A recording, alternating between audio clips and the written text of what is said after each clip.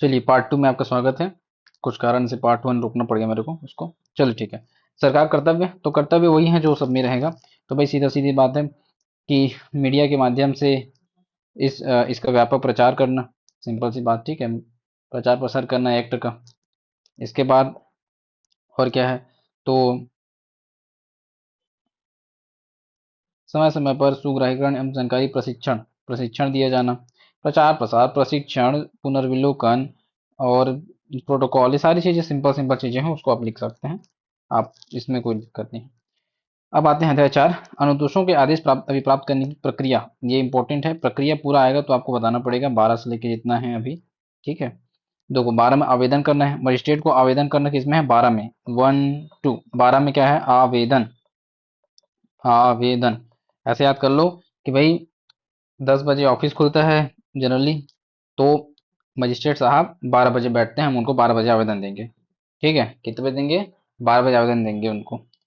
या ऐसे याद कर लें कि मजिस्ट्रेट को एक दो आवेदन देंगे। ठीक है, कितना आवेदन देंगे, एक और दो, दो ठी आवेदन देंगे। 12 बजे आवेदन देंगे, वो भी दो ठी आवेदन देंगे, तो ऐसे करके आपको एक दो याद रह जाएगा। 13 में क्या है देखते हैं, 13 में सूचना की तामील है। 14 में परामर्श, 15 में कल्याण विशेषज्ञ की सहायता, 16 में कार्रवाइयां बंद कमरे में किए जाना।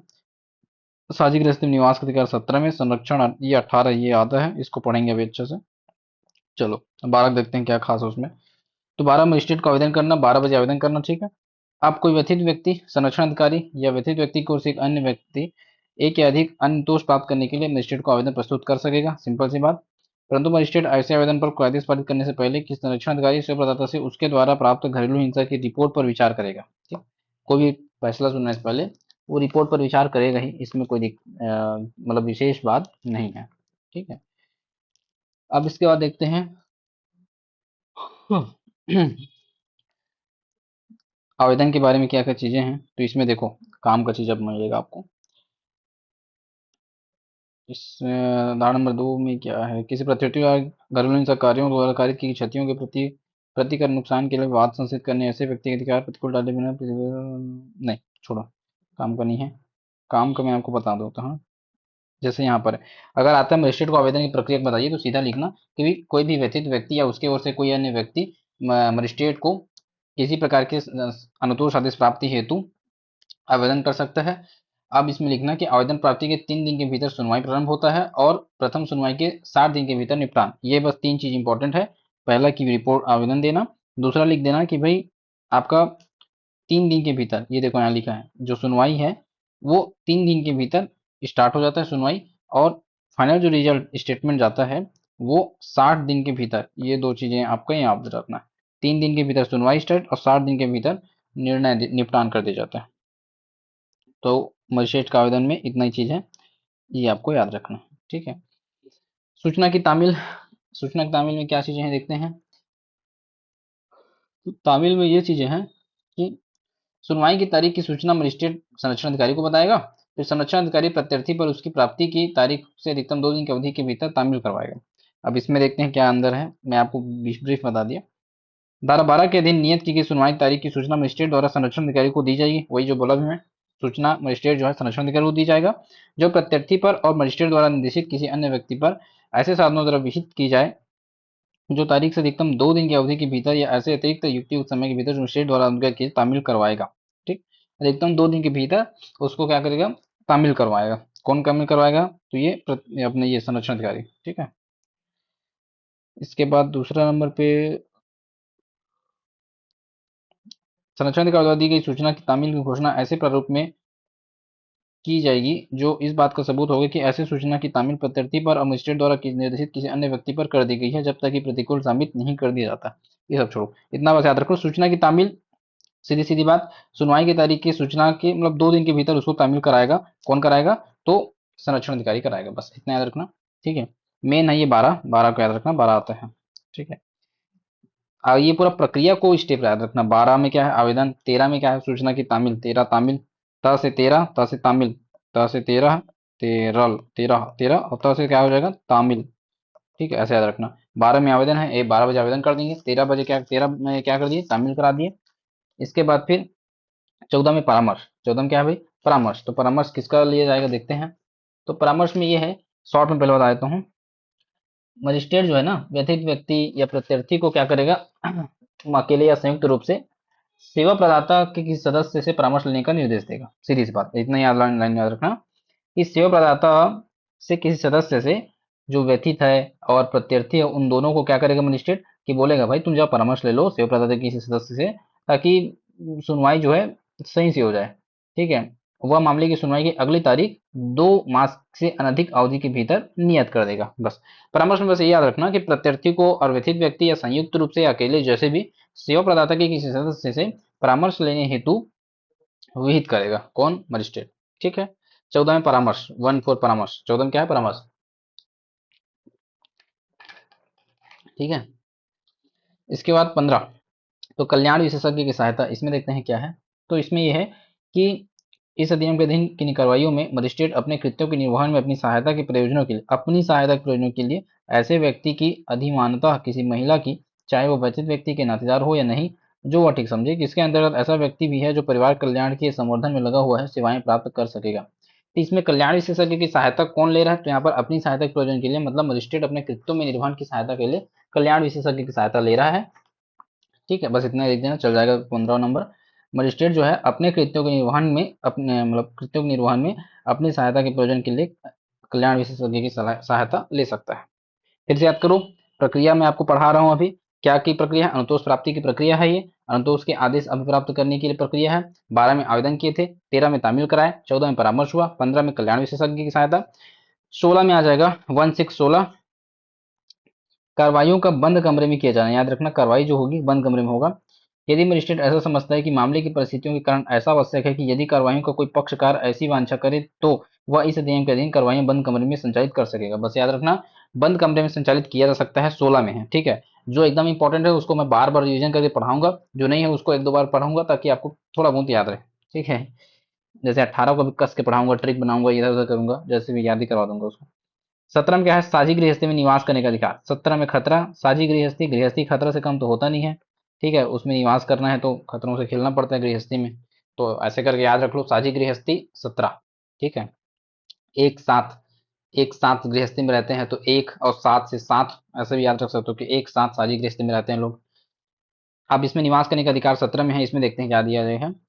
इसमें यह कहा गया है कि तत्समय प्रवृत्त किसी अन्य विधि में अंतर्विष्ट किसी बात की होते हुए घरेलू नातेदारी में प्रत्येक महिला को साझी गृहस्थी में निवास करने का अधिकार होगा, चाहे वह उसमें कोई अधिकार, हक या फायदा फायदा रखती हो या न रखती हो। ठीक है। विधि द्वारा स्थापित प्रक्रिया के सिवाय कोई व्यथित व्यक्ति प्रत्यर्थी द्वारा किसी साझी गृहस्थी या उसके किसी भाग से बेदखल अपरिचित नहीं किया जाएगा।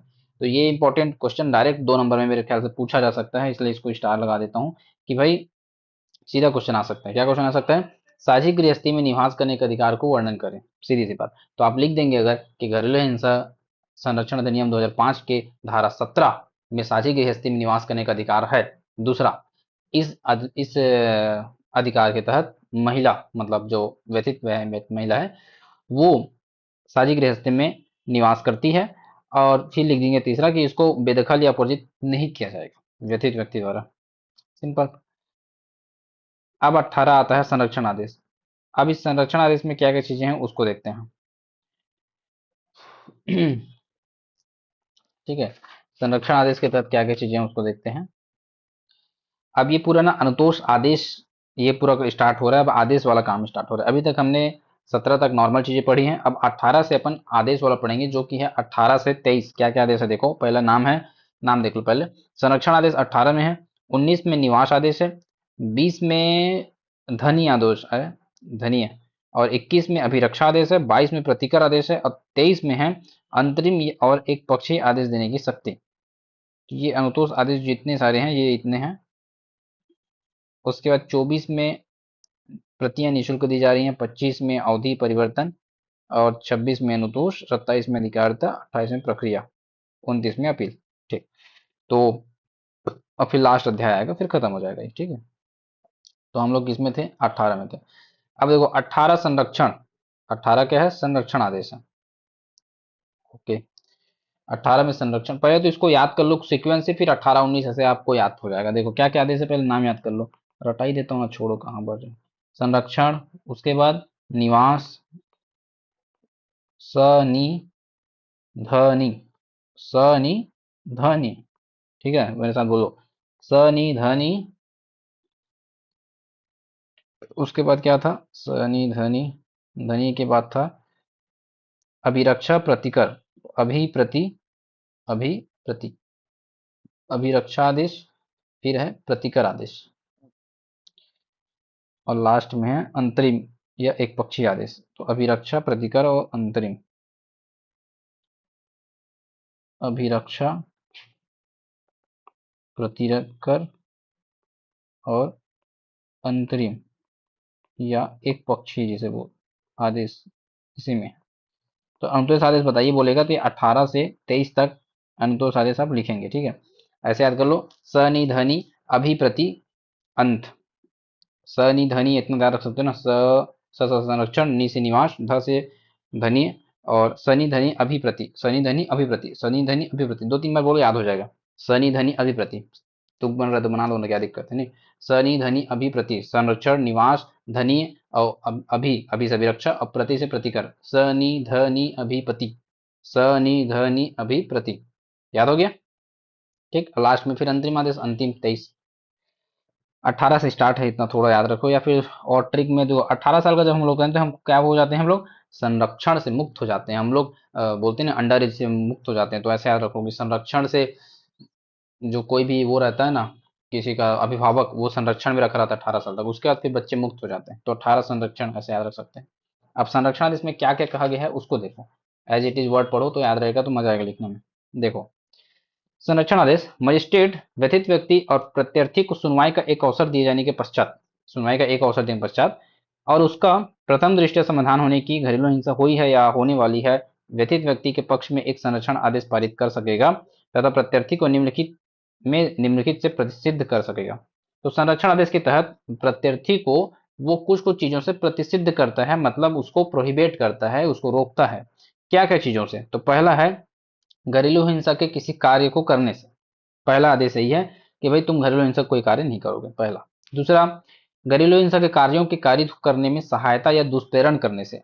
वो तो मान लो नहीं कर रहे घरेलू हिंसा कार्य, लेकिन वो सहायता कर रहे, तो उसको भी रोका जाता है कि तुम घरेलू हिंसा के किसी कार्य को, कार्य की सहायता भी नहीं करोगे या दुष्प्रेरण नहीं करोगे। ठीक है, सीधी सी बात, पहला क्या है, घरेलू हिंसा के कार्य करने से रोकता है। दूसरा, घरेलू हिंसा के कार्य में सहयोग करने से रोकता है, दो चीज। तीसरा, व्यथित व्यक्ति के नियोजन के स्थान में यदि व्यथित व्यक्ति बालक है तो उसके विद्यालय में या किसी अन्य स्थान में जहां व्यथित व्यक्ति बार बार आता है प्रवेश करना। तो यहाँ पर प्रवेश को रोक रहा है, सीधे सीधी बात। तो पहला क्या है, घरेलू हिंसा कार्य को करने से। दूसरा, घरेलू हिंसा कार्य में सहयोग करने से रोक रहा है। तीसरा, प्रवेश से रोका है, जहां पर जो मान लो व्यथित व्यक्ति पीड़ित संबंधी जो स्थल है, ठीक है, वहां पर जाने से उसको रोक रहा है। 3 हो गया। चौथा, संपर्क पर रोक है। चौथा क्या है, संपर्क पर रोक है, किसी प्रकार से उसके इलेक्ट्रॉनिक दूरभाष में संपर्क करने से रोक लगा सकता है। पांचवा क्या है, पांचवा है वित्तीय कार्य जो है आपके, उस पर रोक है। वित्तीय कार्यों जैसे स्त्री धन या संपत्ति, इसको यूज नहीं कर सकते आप। ठीक है, इस पे रोक कर रहा है। इसके बाद फिर आश्रितों, अन्य नातेदारों या किसी ऐसे व्यक्ति को जो व्यथित व्यक्ति को घरेलू हिंसा के विरुद्ध सहायता देने के साथ हिंसा कारित करता है, ऐसा और कोई अन्य कार्य जो संरक्षण आदेश में विनिर्दिष्ट किया जाए। तो 5 याद कर लोगे तो बहुत है, 5 भी लिख दोगे तो अच्छा है। तो 5 मैं आपको याद करा दिया। क्या क्या याद करा दिया, पहला तो आपको वही हिंसा करने से रोक दिया। दूसरा, हिंसा में सहायता करने से रोकवा दिया, 2 हो गया। तीसरा, प्रवेश कराने से रोक दिया कहीं पर जहां पर व्यथित व्यक्ति के संबंधित स्थलों में प्रवेश करने से रोक, ऐसा लिख देना। चौथा, उससे संपर्क करने पर रोक है। पांचवा, उसके जो संपत्ति है उसका यूज करने से रोक लगा दिए। और छठवां, अन्य आदेश करके लिख देना। ये तो आप में एक्ट में सबसे अच्छा फायदा ये है, अन्य विषय जो इस आदेश में दिया जाए, ऐसे लिख दो, खत्म। ठीक है, तो 6 आदेश तो ऐसे ही याद करा दिए, 4 नंबर में आएगा तो 6 ही लिख दोगे, बहुत है। बस ऊपर में ये लिख देना जरूर कि मजिस्ट्रेट जो है प्रत्यर्थी को निम्न कार्यों से प्रतिसिद्ध करता है, व्यथित व्यक्ति के पक्ष में इसको मतलब सुनाई देता है एक टाइप से में। ठीक है, ये लिखा लिखा भी है, व्यथित व्यक्ति के पक्ष में एक संरक्षण आदेश पारित करता है, तो इसको लिख देना कि मजिस्ट्रेट व्यथित व्यक्ति के पक्ष में तथा प्रत्यर्थी के पक्ष में एक आदेश पारित करता है जिसमें प्रत्यर्थी को निम्न कार्यों से प्रतिसिद्ध किया जाता है। पहला, घरेलू हिंसा कार्य को करने से रोकने के लिए। दूसरा, घरेलू हिंसा के कार्य में सहयोग करने से रोकने के लिए। तीसरा, प्रवेश। चौथा, संपर्क। पांचवा, संपत्ति यूज करने से। और छठवा, कोई अन्य कार्य जो इसमें बताया गया, खत्म। तो ये हो गया आपका संरक्षण। स नि ध नि, तो स से संरक्षण, नि से निवास। अब निवास में देखते हैं क्या क्या चीजें हैं। तो निवास आदेश के तहत ये है कि निवास 19 में निवास है। ठीक है, वैसे अगर इससे भी याद कर सकते हो, देखो 19 और नी से यहाँ पर निवास, ऐसे ही बना सकते हो, नी से निवास। ठीक है, देखते हैं इसमें क्या चीजें हैं। तो इसमें कहा गया है कि धारा 12 की उपधारा 1 के अधीन किसी आवेदन का निपटारा करते समय मजिस्ट्रेट यह समाधान होने पर कि घरेलू हिंसा हुई है तो निम्नलिखित निवास आदेश पारित करेगा। अब इसमें याद रखना, इसमें उसको ये समाधान हो गया है कि घरेलू हिंसा हुई है, ठीक है, ऊपर वाले में नहीं था, इसमें हो गया है कि घरेलू हिंसा हुई है तो निम्नलिखित निवास निवास आदेश पारित कर सकेगा। क्या क्या आदेश पारित कर सकेगा देखते हैं, चलिए पहला पहला है प्रत्यर्थी को साझी गृहस्थी से किसी व्यक्ति के कब्जे को बेकब्जा करने से या किसी अन्य रीति में उस कब्जे में विघ्न डालने से अवरुद्ध करना, चाहे प्रत्यर्थी को साझी गृहस्थी में विधि के साधारण रूप से हित रखता है नहीं। सिंपल सा चीज है, अगर बोलूं तो आपको पहला चीज साझी गृहस्थी में, ठीक है, प्रत्यर्थी जो है, प्रत्यर्थी को साझी गृहस्थी से अवरुद्ध करना, एक प्रकार से गृहस्थी से उसको दूर रखना, इस टाइप से है ये। ठीक है, प्रत्यर्थी को क्या करना है, दूर रखना है। ठीक है, दूसरा प्रत्यर्थी को उस साझी गृहस्थी से स्वयं को हटाने, वही चीज इसमें कि भाई प्रत्यर्थी जो है साझी गृहस्थी से स्वयं को हटाएगा। निवास आदेश के तहत पहला चीज, मैं इसको सीक्वेंस में पढ़ाऊं ज्यादा मजा आएगा, पहला लाइन को छोड़ दूसरा से स्टार्ट करो, क्योंकि इसमें 5 चीजें, पांचों आप लिख दोगे खत्म। तो पहला लिखो, साझी गृहस्थी में प्रत्यर्थी स्वयं को हटाएगा। ठीक है, निवास आदेश के तहत पहला चीज यही है कि भी जो प्रत्यर्थी जो हिंसा करता है उसी को वहां से हटाओ। ठीक है, तो साझी गृहस्थी से प्रत्यर्थी को हटाने का आदेश। दूसरा, दूसरे नंबर पे ये है कि प्रत्यर्थी या उसके किसी नातेदार को साझी गृहस्थी के किसी भाग में जिसमें व्यथित व्यक्ति निवास करता है प्रवेश करने से अवरोध। तो दूसरा ये है कि भाई जहां पर व्यथित व्यक्ति मतलब महिला निवास कर रही है वहां पर प्रवेश से रोक, उस भाग में, साझी गृहस्थी के उस भाग में प्रवेश से रोक। तो पहला चीज ये है कि भाई प्रत्यर्थी को उस साझी गृहस्थी से स्वयं को हटाने का निर्देश देना। पहले तो साझी गृहस्थी से हटा सकता है, अब दूसरा दूसरा कंडीशन ऐसा है कि मान लो पूरा गृहस्थी से नहीं हटा के उसको व्यथित व्यक्ति जहां रह रही है उस भाग में प्रवेश करने पर रोक, दो हो गया। तीसरा क्या क्या हो सकता है और इसमें, किसी साझी गृहस्थी के अन्य संक्रांत करने या व्यनित करने या उसे विलंगमित करने से अवरुद्ध करना। देखो क्या क्या वर्ड, अन्य संक्रांत, व्यनित, विलंगमित खतरनाक खतरनाक वर्ड है नहीं। तो इसको छोड़ो, सिंपल से अपन पढ़ लेते हैं भाई कि भाई पहला तो अपन क्या पढ़े, प्रत्यर्थी साझी गृहस्थी से स्वयं को हटाएगा। दूसरा, प्रत्यर्थी उस भाग में प्रवेश नहीं करेगा जहां पर महिला निवास कर रही है। तीसरा, प्रत्यर्थी जो है साझी गृहस्थी को अन्य संक्रांत मतलब एक टाइप से वो किराए पे देना या फिर बेचना, वैनित करना, इस सबसे संबंधित है। तो साझी गृहस्थी को किराए पर, अन्य किराए पर नहीं देगा। ठीक है, ये एक चीज है। इसके बाद फिर और क्या पॉइंट हो सकता है, और पॉइंट ये है कि मजिस्ट्रेट की इजाजत के सिवाय साझी गृहस्थी में अपने अधिकार त्यजन से अवरुद्ध करना, वो अपने अधिकार को भी त्याग नहीं सकता प्रत्यर्थी जो है। ठीक है, अब प्रत्यर्थी को महिला के साथ में एक वो है कि यदि महिला डिमांड करे तो उसको किराए किराए का संदाय करना पड़ेगा, मतलब किराए के उसका मकान वो उपलब्ध करा सकता है। ठीक है, और कुछ खास निवास आदेश में, संतान की सुरक्षा के लिए, संरक्षण देने की सुरक्षा के लिए अतिरिक्त शर्त आरोपित कर सकता है। ठीक है, जो काम का 5 छठी मैं वो बता रहा हूँ आपको ना, जो लिखते बने सब कुछ लिखना जरूरी। स्त्री धन या किसी अन्य संपत्ति मूलवान हकदार है कब्जा लौटाने के प्रतिनिधि निर्देश दे सकता है। ठीक है, इसी दिन वापस कर देना उसका। संरक्षण करने में सहायता निम्नलिखित निवेदन कर सके। ठीक, तो मैं एक बार फिर से रिवीजन कर देता हूँ निवास आदेश में क्या क्या लिख सकते हो। पहला लिखना आप लोग कि भाई जब मजिस्ट्रेट को घरेलू हिंसा होने की समाधान हो जाए तो वो निवास आदेश जारी करेगा, जिसमें पहला पॉइंट रहेगा प्रत्यर्थी को साझी गृहस्थी से स्वयं को हटाने का निर्देश दे सकता है, पहला स्वयं हटाएगा। दूसरा, महिला को, मतलब महिला जिस भाग में रहती है, साझी गृहस्थी की जिस भाग में रहती है उस भाग में प्रवेश करने पर रोक लगा सकता है प्रत्यर्थी के। पहला तो पूरा ही हटा दिया था, दूसरा पूरा न हटा के उस भाग में प्रवेश करने पर रोक लगा रहे जहां महिला रह रही, दो हो गया। तीसरा आप लिख सकते हो कि तीसरा नंबर पे अपन क्या कौन सा एक तो उसे, हाँ तीसरा तीसरा ये लिख सकते हैं कि प्रत्यर्थी जो है महिला को अगर व्यथित व्यक्ति डिमांड करे तो उसको किराए का उसी लेवल का घर उपलब्ध कराएगा, अगर डिमांड कर रहे तो, डिमांड कर रही है तो। ठीक है, तीन। चौथा, जो साझी गृहस्थी में अपना अधिकार है प्रत्यर्थी का उसे वो त्याग नहीं करेगा। पांचवा आप लिख सकते हैं कि भाई स्त्री धन या कोई अन्य संपत्ति पे कब्जा नहीं करेगा। तो ये 5 पॉइंट हो गया खत्म। ठीक है, इतना लिख दोगे काफी है, क्योंकि एक एक वर्ड में क्या क्या था इतना कहाँ याद करोगे। कहाँ था ये, अन्य संक्रांत, वैनित, विलंगमित, उतना आवश्यकता नहीं है। ठीक है, सनी संरक्षण निवास 18-19 कंप्लीट। धनी यानी कि हो जाएगा धनिया, तो ये 20 में। अब 20 में देखो धनी में क्या क्या चीज कहा गया है। तो ये इतना है, 6 ठीक दिया है। अभी 6 में देखते हैं हमारे काम का क्या है। हमें मेंस के लिए 4 पॉइंट चाहिए, क्योंकि आप इमेजिन करो अगर 15 नंबर के क्वेश्चन में आ रहा है तो आप एक आदेश अनुतोष आदेश के तहत मैक्सिमम 3 से 4 पॉइंट लिख सकते हो। और अगर ये 8 नंबर में भी आ रहा है तो भी अगर आप 5 से 6 पॉइंट याद किए हो तो भी आप उसको एक्सप्लेन कर सकते हो, लिख सकते हो। 4 नंबर में आ रहा है तो लिखो लोगे। तो मेरा पॉइंट हो गया कि 6 आपको बन जाए, लिखते हैं 6 पॉइंट। धनी तो उसके तहत क्या कहा गया है। धनी तो उसमें सीधी सी बात है, धन उसको देने वाले बात होगा और क्या होगा। देखें, देखते हैं। धारा 12 की धारा 1 के अधीन किसी आवेदन का निपटारा करते समय मजिस्ट्रेट घरेलू हिंसा के परिणाम स्वरूप व्यथित व्यक्ति और व्यथित व्यक्ति के किसी संतान द्वारा, ठीक है, व्यथित व्यक्ति और उसके संतान द्वारा उपगत जो व्यय और सहन की गई हानि की प्रतिपूर्ति हेतु धनी अनुतोष का संदाय करने के लिए व्यक्ति को निर्देश दे सकेगा। ऐसे अनुतोष में निम्नलिखित सम्मिलित हो सकेंगे, किंतु वह निम्नलिखित तक की सीमित नहीं होगा। ये भी शामिल हो सकते हैं बट इतने तक ही सीमित नहीं, ऐसा बोल रहे थे। ये 4 चीजें उसको करना पड़ेगा, ठीक है। किसको, व्यथित व्यक्ति और उसकी संतान को अगर कोई उपगत व्यय और हानि जो हुई है उसकी प्रतिपूर्ति के लिए दिया जा रहा है, ये याद रखना। पहला पॉइंट आपको यही कहा है, स्पष्ट कर दिया गया है कि भाई सुनवाई के दौरान, ठीक है, निपटारा करते समय सुनवाई के दौरान व्यथित व्यक्ति और जो उसकी संतान है उसको जो भी हानि हो रही है उसकी प्रतिपूर्ति के रूप में व्यथित व्यथित व्यक्ति को हाँ देगा प्रत्यर्थी। क्या क्या चीज देगा। पहला, उपार्जनों की हानि। क्या है उपार्जन, मतलब एक प्रकार से कमाई होता है। मतलब आप भाई उपार्जन उपार्जित करे, अगर महिला नहीं आती मान लो सुनवाई में तो वो कहीं ना कहीं कमाती, तो वो हानि हो रहा है कि नहीं, तो उसकी प्रतिपूर्ति आप उससे करा सकते हो। किससे, प्रत्यर्थी से। प्रत्यर्थी मतलब पुरुष, ठीक है सीधा। और व्यथित मतलब जिसको, जो पीड़ित है, महिला, ठीक है। कई लोग तो उसे कंफ्यूज होंगे। तो उपार्जनों की हानि मतलब कमाई की हानि, एक टाइप से समझ लो उपार्जनों की हानि।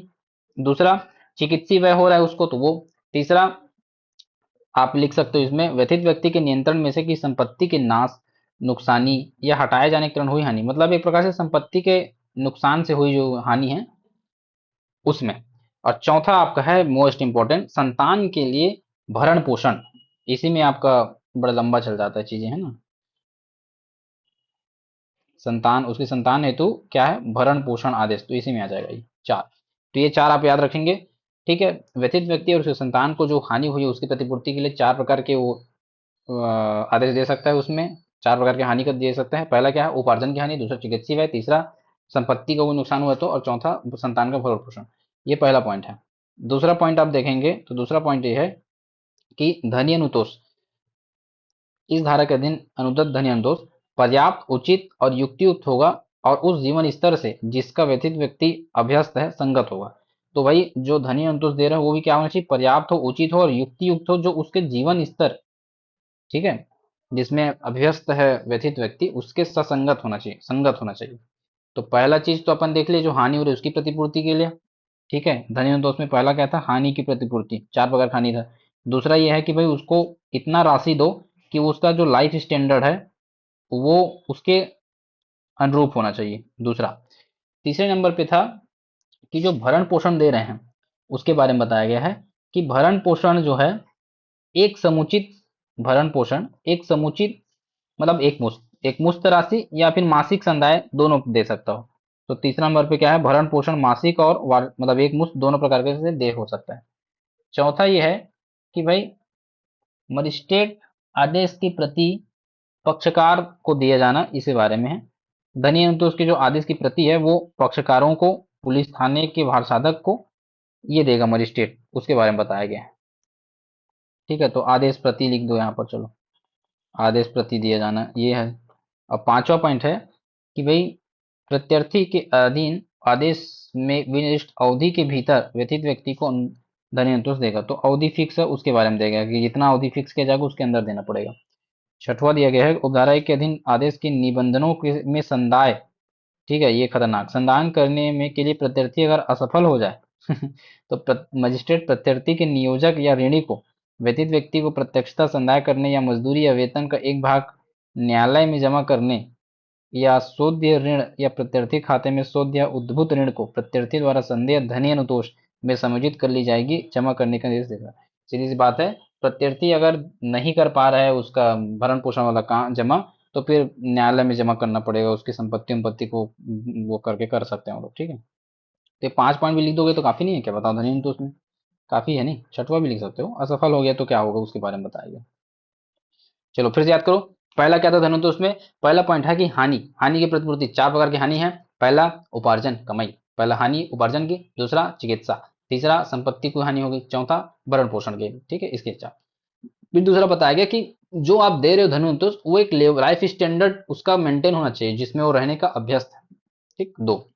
तीसरा बोला गया कि भाई भरण पोषण के बारे में, कि एक मुश्त दो या तुम मासिक दे सकते हो, दोनों चलेगा, तीन हो गया।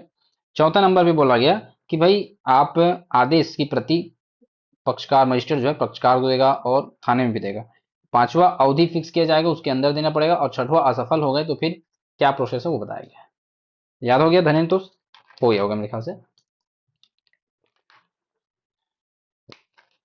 पूरा याद हो जाएगा, इसलिए मैं थोड़ा ज्यादा समय भी ले रहा हूँ, लेकिन याद हो जाएगा। अब देखो अनुच्छेद 21 क्या है। अनुच्छेद 21 जो है अभिरक्षक बारे में है। 21 अभिरक्षा, पीड़ित जो है आवेदनकर्ता को बच्चों की अभिरक्षा, ठीक है, अस्थायी रूप से मिल सकती है, अस्थायी रूप से, याद रखना।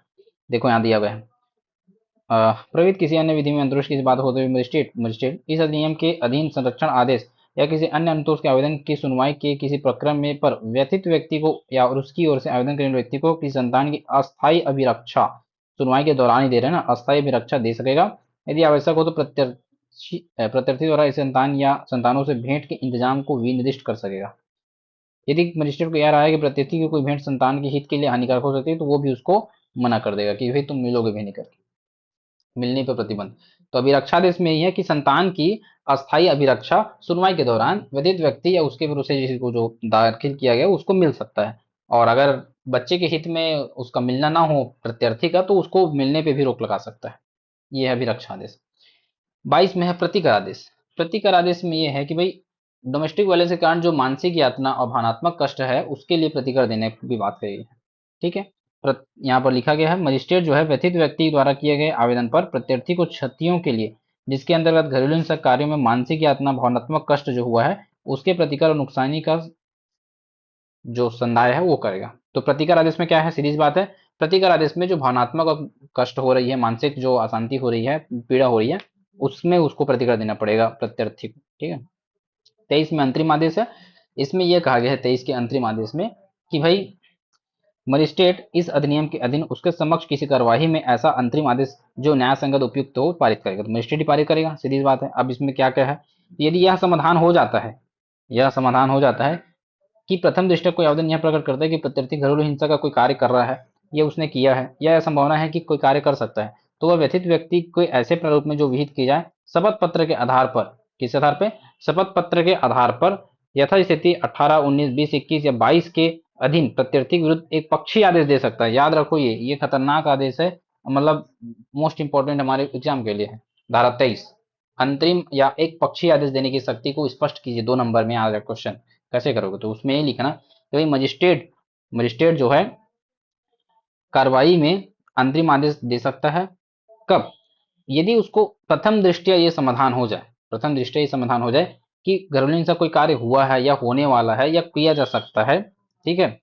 तो व्यथित व्यक्ति के आवेदन पर, व्यथित व्यक्ति के शपथ पत्र के आधार पर, किस पर, शपथ पत्र के आधार पर धारा 18, 19, 20 या 21, 22 में से कोई भी एक आदेश, एक पक्षी आदेश जारी कर सकता है। इतना लिख दोगे, 2 में 2 मिल जाएगा, फुर्सत रहोगे, ठीक है। ये है एक पक्षी आदेश, धारा 23, कंप्लीट, कंप्लीट एक पक्षी आदेश देने की शक्ति। तो ये सारे अनुतोष आदेश में वही सनी धनी, सनी धनी अभी प्रति, ये 5 ही मेन है। और जो छठवा पढ़ रहे हैं अंतरिम आदेश, वो तो उन्हीं 5 को एक पक्षी रूप से देने की बात की जा रही है, तो कोई आदेश हो नहीं। तो 18 से 22 ही मेन है, ठीक है, 23 में तो अंतरिम आदेश है बस। चलो ये तो पढ़ा दिया मैं, यही इंपॉर्टेंट था इसलिए ज्यादा समझ लिया। अब इधर तो फटाफट मैं कर दूंगा, ये ज्यादा इंपॉर्टेंट है नहीं। अब इसमें जैसे 24 में क्या है, 24 में है न्यायालय द्वारा आदेशों की प्रतियों का निःशुल्क दिया जाना। तो न्यायालय जो है आदेश की प्रति, भाई सीधी सी बात है, पक्षकार को, पुलिस थानों को दिया जाएगा, ठीक है, बस अधिनियम याद करो 2/4/24, 24। और इसमें क्या है, आदेश की प्रति निःशुल्क दी जा रहा है, तो आदेश प्रति, आदेश की प्रति। तो ऐसे याद कर लो कि भाई डोमेस्टिक वायलेंस के केस में, डोमेस्टिक वायलेंस के केस में डोमेस्टिक वायलेंस के केस में ऐसे याद कर लो, याद करने के लिए कि भाई 24 घंटे के अंदर आदेश की प्रति मिल जाती है। 24 घंटे के अंदर क्या मिलते हैं? आदेश की प्रति मिल जाती है। ठीक है, तो आदेश की प्रति किस में है? 24 में। ऐसे याद रख सकते हो, आदेश की प्रतियां प्राप्त करना 24 में। 25 में क्या है? आदेशों की अवधि और उसमें परिवर्तन। ये 25 में है आदेशों की अवधि। धारा 18 के अंदर जैसे संरक्षण आदेश मिल गया है तो उसमें कुछ परिवर्तन करना है तो मजिस्ट्रेट उसको कर सकता है। व्यथित व्यक्ति प्रत्यर्थी के किसी आवेदन की प्राप्ति पर समाधान हो जाए कि भाई परिवर्तन करना आवश्यक है तो वो कर सकते हैं। ठीक, 25 में क्या है? 25 में आदेशों की अवधि और उसमें परिवर्तन। 25 में क्या है? आदेशों की अवधि और उसमें परिवर्तन। ठीक है, 25 में। 26 में है अन्य वादों और विधिक कार्रवाई में अनुतोष।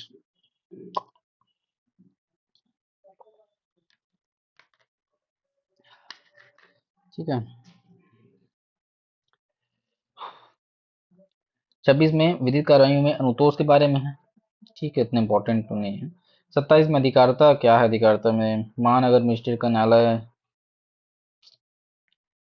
प्रथम वर्ग के न्यायिक मजिस्ट्रेट या महानगर मजिस्ट्रेट न्यायालय जिसकी स्थानीय सीमा के भीतर व्यथित व्यक्ति स्थायी रूप से अस्थायी रूप से निवास करता है, कारोबार करता है, नियोजित करता है। व्यथित व्यक्ति जहाँ स्थायी अस्थायी रूप से निवास करे, प्रत्यर्थी निवास करे, हेतु उद्भुत। तो वही अधिकारिता में वो है कि भाई वहाँ निवास करने वाला निवास होना चाहिए, उसी के अधिकार में आना चाहिए, मतलब उसका निवास क्षेत्र। अब 28 प्रक्रिया है तो धारा 12 18 जितना हम लोग पढ़े धारा उन सब के अधीन ये प्रक्रिया बताई गई है और कुछ नहीं। 29 को याद रखो, 29 अपील है तो इसको मैं याद भी कर देता हूँ, अच्छा चीज है। 29 में क्या है? अपील। ठीक, क्या है पहले देख लो।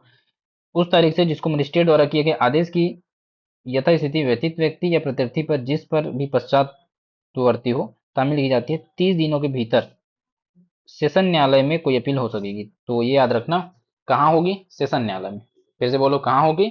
सेशन न्यायालय में, सेशन न्यायालय में। ठीक है, और कितने दिन के भीतर? 30 दिन के भीतर। ठीक है, प्रत्यर्थी या व्यथित दोनों कर सकते हैं इसकी अपील को, कोई दिक्कत नहीं। धारा याद रखना 29, 29 29। कैसे याद करवाऊँ? 29, 29 आप लोग भी ना कमेंट में कुछ ऐसे कुछ लिखना जो और आसान हो, ताकि याद तो करना है, बाद में याद कर लेंगे, उसमें क्या कमेंट देख के।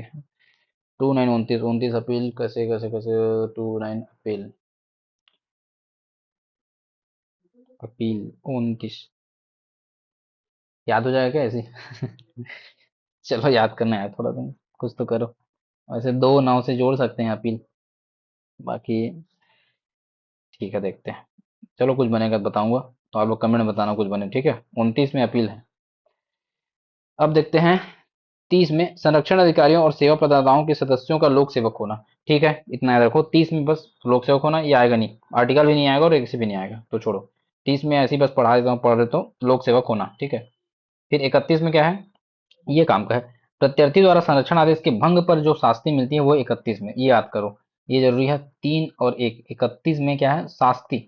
31 में क्या है? शास्ति। अगर संरक्षण आदेश भंग कर रहे हो तो फिर शास्ति मिलेगा, दंड मिलेगा 31 में। 3 और 1, 31 में। ठीक है, क्या क्या दंड है पहले वो पढ़ लेते हैं। तो दंड में है 31 के अंतर्गत दंड है, इसमें क्या क्या है? प्रत्यर्थी अगर संरक्षण आदेश का उल्लंघन करता है तो कारावास होगा उसको 1 वर्ष का, या फिर 22,000 रुपये जुर्माना, या दोनों से दंड नहीं होगा। सिंपल सा, 1 वर्ष का कारावास ये देखकर लिखा हुआ है, और 20,000 का जुर्माना, अथवा है ना, 1 वर्ष का कारावास हो सकता है या 20,000 का जुर्माना, या दोनों हो सकता है। ठीक है, अगर संरक्षण आदेश भंग करता है तो। ठीक, दूसरा, अपराध का विचारण यथासाध्य उस मजिस्ट्रेट द्वारा किया जाएगा जिसने वह आदेश पारित किया था जिसका भंग अभियुक्त द्वारा कारित किया जाना अभिकथित किया गया। तो अब इसमें ये बताया गया भाई अपराध का विचारण उसी के द्वारा किया जाए जिसने आदेश पारित किया था। ठीक है, फिर आरोपों को विरचित करते समय मजिस्ट्रेट यथास्थिति ये सारे अधिनियम देखेगा। ये सब छोड़ो, बस इतना याद रखना, शास्ति कितना है? 1 वर्ष। कितना है? 1 वर्ष का है, और 20,000 रुपये जुर्माना। 1 वर्ष 20,000 जुर्माना, ऐसे याद कर पाओगे तुम लोग। घरेलू हिंसा का संरक्षण देखो, 3 1 आर्टिकल तो है ही, 3 1 31। तो इसमें याद कर लो कि भाई 1 है तो 1 वर्ष का जुर्माना रहेगा, और 1 के बाद 2 आता है तो 20,000 रुपये क्या रहेगा आपका वो, मतलब जुर्माना 20,000 रुपये, और 1 वर्ष का कारावास। ठीक है, 1 वर्ष का कारावास। देखो शास्त्री में 3 वर्ड है, 3 से स्टार्ट होगा, 3 1 ऐसे याद कर सकते हो, एक। दूसरा, गिनती पढ़ लो, 1 2 3। शास्त्री में क्या पढ़ लो? गिनती पढ़ लो, 1 2 3। ठीक है। अब एक से क्या है, तो एक से याद रखना, एक को जो है एक वर्ष कारावास के लिए है। दो से क्या है, दो से आपका 20,000 रुपये जुर्माने के लिए, दो। और तीन क्या है, तो तीन और एक आर्टिकल बना रहा है, ऐसे याद रख सकते हैं, एक दो तीन से। ठीक है। अब 32 में संज्ञान और सबूत है। तो सबूत के बारे में, व्यथित व्यक्ति के एकमात्र परिसाक्ष्य पर न्यायालय निष्कर्ष निकाल सकेगा कि अभियुक्त द्वारा कोई अपराध किया गया है। तो इसमें याद रखना कि व्यथित व्यक्ति अकेला भी अगर परिसाक्ष्य दे रहा है तो भी उसमें धारा 31 के अंतर्गत उसको अपराध माना जा सकता है। ठीक है, 32 में ये बस बताया गया है। 33 में कहा गया है कि संरक्षण अधिकारी द्वारा कर्तव्यों का निर्वहन न करने के लिए शास्ति है। अगर संरक्षण अधिकारी अपना कर्तव्य न करे तो उनके लिए क्या शास्ति है, ये भी बढ़िया है। 33 डबल तीन, तीन तीन। तो इसमें भी 1 वर्ष तक जुर्माना हो सकेगा, 20,000 रुपये सेम ही है दोनों में। 33 31 दोनों में 1 वर्ष और 20,000। ठीक है, दोनों चीजें सेम। यदि भी अपना कर्तव्य नहीं निभा रहा संरक्षण अधिकारी तो उसको 1 वर्ष की दंड और कारावास और 20,000 रुपये जुर्माना या दोनों से दंडित किया जा सकता है। ठीक, सेम है। 31 33 दोनों याद रखना, 131 और 33। संरक्षण अधिकारी द्वारा किए गए अपराध का संज्ञान, संरक्षण अधिकारी के विरुद्ध कोई अभियोजन या अन्य विधिक कार्रवाई तब तक नहीं होगी जब तक राज्य सरकार इस निमित्त उसके द्वारा प्राधिकृत किसी अधिकारी की पूर्व मंजूरी से कोई परिवाद फाली नहीं करे। ये भी याद रखना। वही उसके विरुद्ध अगर कोई अपराध का संज्ञान करना है तो आपको राज्य सरकार या उसके द्वारा नियुक्त कोई अधिकारी से क्या करना पड़ेगा, पूर्व मंजूरी लेना पड़ेगा। सद्भावपूर्वक क्या सद्भावपूर्वक की गई कार्रवाई के लिए संरक्षण, ये सब में ही रहते हैं ये सारी चीजें, उसमें भी था।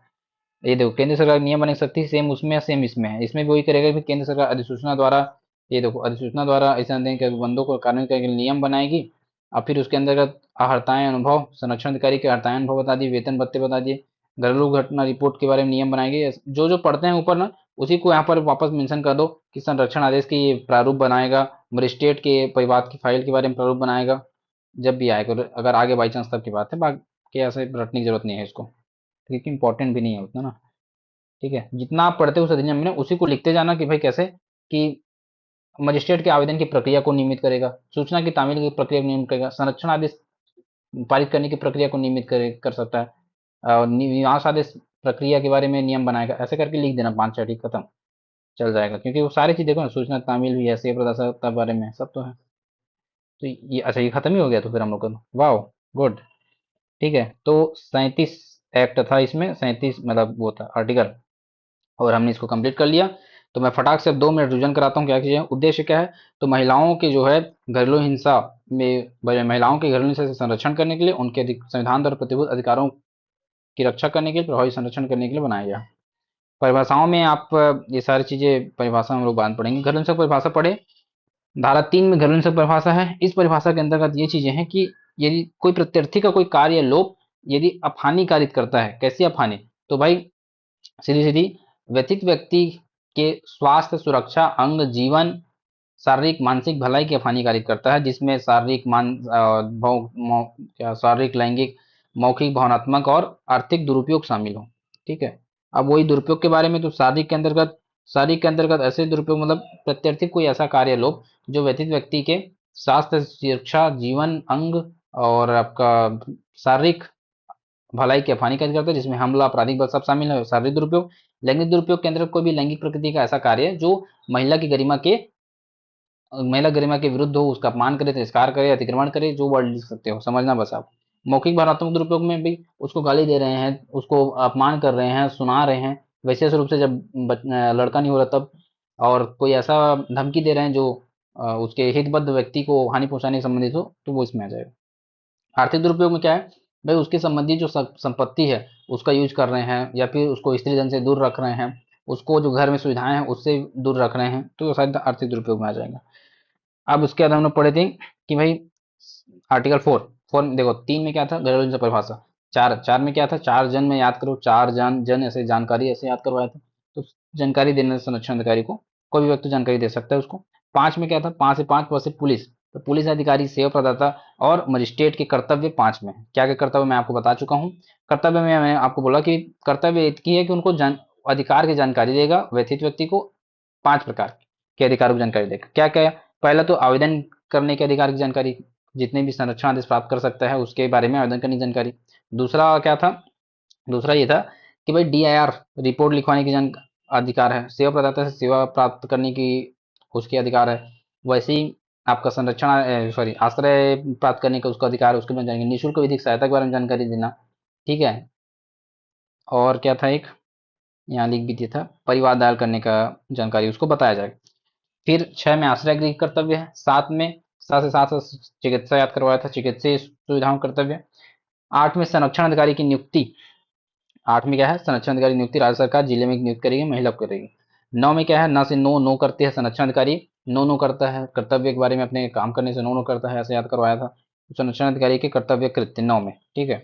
उसका कर्तव्य क्या है, तो भाई मजिस्ट्रेट के प्रति कुछ कर्तव्य है और व्यथित के प्रति कुछ कर्तव्य है, ऐसे याद रख सकते हो।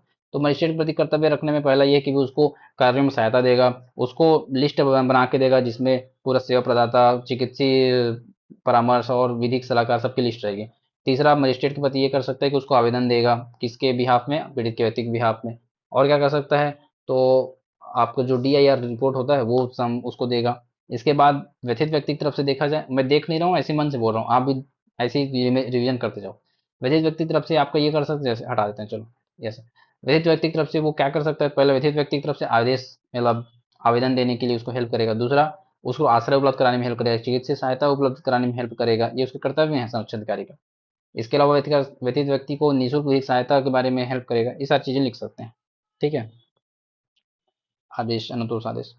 सरकार के कर्तव्य तो प्रचार प्रसार करना, नियम बनाना, ये सारी चीजें आप सिंपल सिंपल लिख सकते हो। अब देखो ये 12 में क्या था, आवेदन। चलो याद करो, 12 में आवेदन, ठीक है, मजिस्ट्रेट का आवेदन 12 में था। 13 में क्या था, 13 तामील सूचना की तामील कराना, 13 तामील, ठीक है, सूचना की तामील 13। 14 में क्या था, परामर्श कराना। 15 में प से 15 प से परिवार कल्याण, ये तो था ना, परिवार से 15 प से कल्याण विशेषज्ञ, हाँ, प से 15 प से कल्याण विशेषज्ञ, परिवार कल्याण विशेषज्ञ, ठीक है। प से 15 प से कल्याण विशेषज्ञ। 16 स सुनवाई शायद पढ़ा था मैं, याद आ रहा है, स से 16, हाँ, कार्रवाई को बंद कमरे में किया जाना, 16 में है। 17 याद करवाया था, 17 में खतरा, खतरा क्या की खतरा है कि भाई साझी गृहस्थी में निवास का अधिकार 17 में, साझी गृहस्थी खतरा ही होता है, वहां निवास का अधिकार 17 में है। 18 में संरक्षण आदेश, फिर यहाँ से सनी धनी अभिप्रति, ये 5 याद करवाया था हम आपको। स से संरक्षण आदेश 18। 19 में निवास, 20 में धनी, सनी धनी अभी, अभिरक्षा और प्रतिकर 21-22। 23 में अंतरिम आदेश था, आपको याद करा था। 24 में क्या बोला था, 24 घंटे के अंदर आदेश की प्रतियां मिल जाती हैं, 24 में प्रतिलिपि, ठीक है, आदेश की प्रति। 25 में क्या याद करवाया था, 25 में क्या था, 24 में तो याद आ रहा है, 25 मुझे याद नहीं आ रहा है, देखते हैं। 25 में था आदेशों की अवधि और उसमें परिवर्तन करने की बात। 25 देखो ऐसे याद कर लेते हैं, जब आदेश मिल जाता है ना, तो महिलाएं 25 प्रकार नाटक करती हैं कि नहीं 1 साल नहीं 2 साल करो, 2 साल नहीं 4 साल करो। तो महिलाएं क्या करती हैं, इसको 2 रूम में मत आने दो, इसको नहीं है दोनों 4 रूम में बताने दो, नहीं 5 रूम में, मतलब 25 प्रकार के नाटक करती हैं। आदेश की अवधि को 12 परिवर्तित कराती हैं, ऐसे मतलब याद करने के लिए कर लो ना, क्या दिक्कत, ठीक है, बुरा मत मानिएगा लेडीज, ठीक है। तो आदेश की अवधि और उसमें परिवर्तन, ये हो जाएगा आपका 25। 26 में अनुतोष के बाद, अब इधर को काम करनी है, इधर का 29 याद रखो। 29 में अपील है, 29 अपील, 29 में अपील था, ठीक है, 29 में अपील था। 30 दिन के भीतर सेशन कोर्ट में अपील किया जाएगा, ठीक है। 29-30 ऐसे याद कर लो, 29-30, 29 में धारा में है और 30 दिन का समय दिया गया है, सेशन कोर्ट में कराया जाएगा। 30 में फिर क्या है, एक्चुअल में 30 में लोक सेवक होना। 31 में आपका है तीन एक एक दो तीन, यहाँ शास्त्री के बारे में। अगर संरक्षण आदेश वो भंग करता है क्या प्रत्यर्थी, तो उसको शास्ति है किसमें, 31 में 1 वर्ष, 1 2 3 ऐसे याद क्या था बताऊं, 1 में 1 वर्ष कारावास, 2 में 20,000 रुपये जुर्माना, 2 से 20,000 कनेक्ट कर लो, और 3 से आप धारा पढ़ लो, बोला था 3 1 धारा है। 3 3 भी शास्ति है किसके लिए, वो संरक्षण अधिकारी अगर कर्तव्य पालन न करे तो उसके लिए भी 1 वर्ष और 20,000 का जुर्माना उसके लिए भी है, ठीक है। खत्म ही हो गया, चलो 2 मिनट में देखो पूरा खत्म हो गया। और पूरा आदेश में अच्छे से आपको पढ़ा चुका हूँ जितने मेरा संरक्षण आदेश, से संरक्षण आदेश, संरक्षण आदेश के तहत भाई क्या क्या मिलेगा, तो उसको हिंसा करने से रोकेगा, उसको हिंसा करने के में सहायता करने से रोकेगा। दो था, तीसरा था ये कि उसको प्रवेश करने से रोकेगा जहां पर वो रहता है, ठीक है। और क्या था उसमें, आई थिंक संतान वाला भी था शायद उसमें, संपर्क, हाँ, संपर्क पर, संपत्ति पर रोक, ये सारी चीजें हैं, ठीक है। निवास में उसको निवास की सुविधा उपलब्ध कराएगा, स्वयं को दूर करेगा साझी गृहस्थी से, एक जहां पर वो रहती है वहां जाने से रोकेगा, है ना, किराए पर उपलब्ध करा सकता है, और अपने अधिकार त्याग नहीं करेगा, ऐसे। और धनी ने तो उसमें क्या था, धनी तो उसमें पहला तो 4 प्रकार की हानि को प्रतिपूर्ति करेगा, जिसमें उपार्जन की हानि, चिकित्सीय हानि, इसके अलावा भरण पोषण की हानि और संपत्ति की हानि, चार चीज था। इसके बाद दूसरा ये था कि मजिस्ट्रेट जो है मतलब एक मुश्त या फिर मासिक रूप से तय कर सकता है भरण पोषण को। एक और था कि भाई अ, भरण पोषण उस लेवल को होना चाहिए जो उसके लाइफ स्टैंडर्ड को मैच करे, है ना। और फिक्स अवधि के भी अवधि फिक्स कर दिया गया था, और लास्ट में था कि अगर अवधि में नहीं दे पाए तो फिर उस पर क्या कार्रवाई होगा। ठीक है। प्रतिकार में ये था कि भाई आप जो हानि हुई है उसको, महिला को भावनात्मक और मानसिक रूप से उसका प्रतिकार करना था। और अभिरक्षा में संतान की जो अभिरक्षा है वो अस्थायी रूप से व्यथित व्यक्ति को दे दी जाती है। हो, चलो, तालियां। तो ये पूरा कंप्लीट हो गया घरेलू हिंसा का संरक्षण अधिनियम। दो पार्ट में बना है, दोनों अच्छे से देख लो, दो तीन बार देखो, याद हो जाएगा। लास्ट एक दो मिनट में रिवीजन करा दिया प्रोजेक्ट को, तो आई थिंक अब याद हो गया होगा। ठीक है, चलो मिलते हैं नेक्स्ट वीडियो में।